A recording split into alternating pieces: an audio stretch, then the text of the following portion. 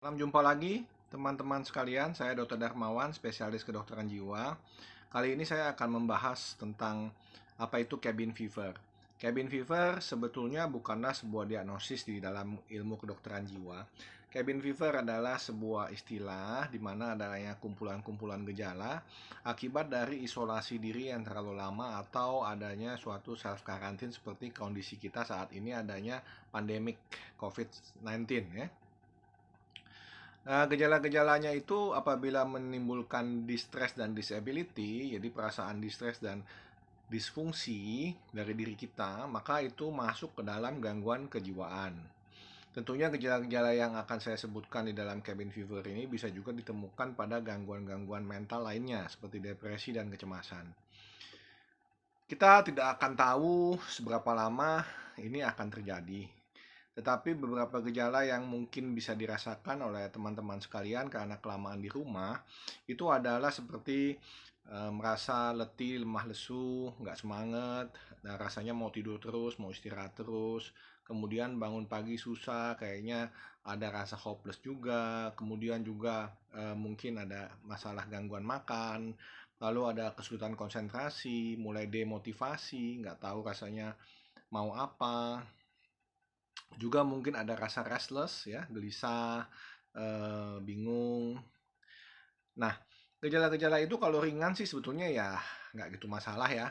Mungkin saya akan kasih beberapa tips mengatasinya bagaimana.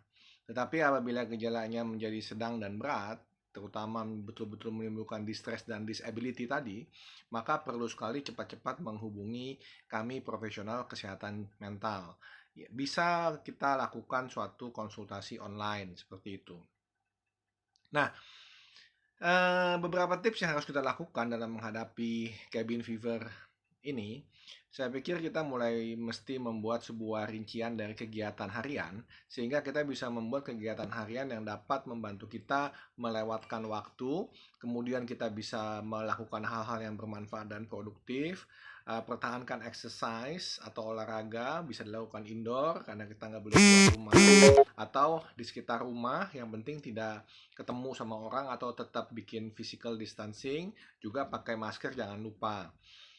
Cuma kalau olahraga pakai masker rasanya sesak juga nafasnya. Nah, bisa juga kita lakukan jangan lupa jemuran ya.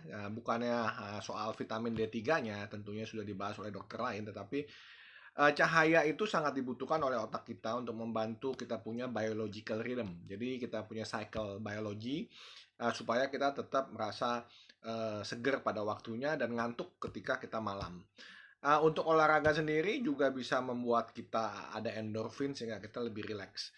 Mengenai jemuran itu biasanya kita gunakan patokan 10.000 lux, jadi bisa aja tidak keluar rumah tetapi di dekat jendela ya, pagi hari kita lakukan, kemudian siang hari juga kita lakukan, setengah jam saja cukup, nggak mesti 2 kali, sekali juga boleh ya.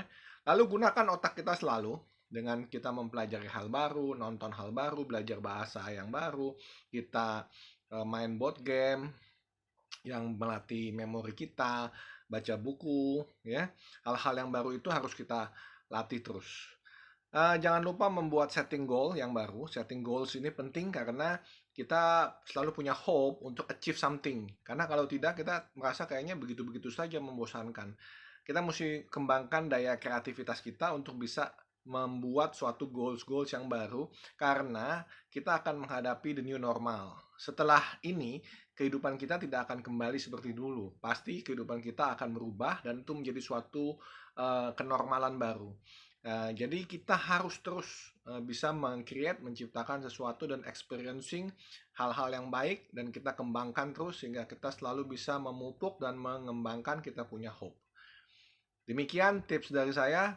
Semoga bermanfaat. Salam sehat jiwa. Sampai ketemu lagi.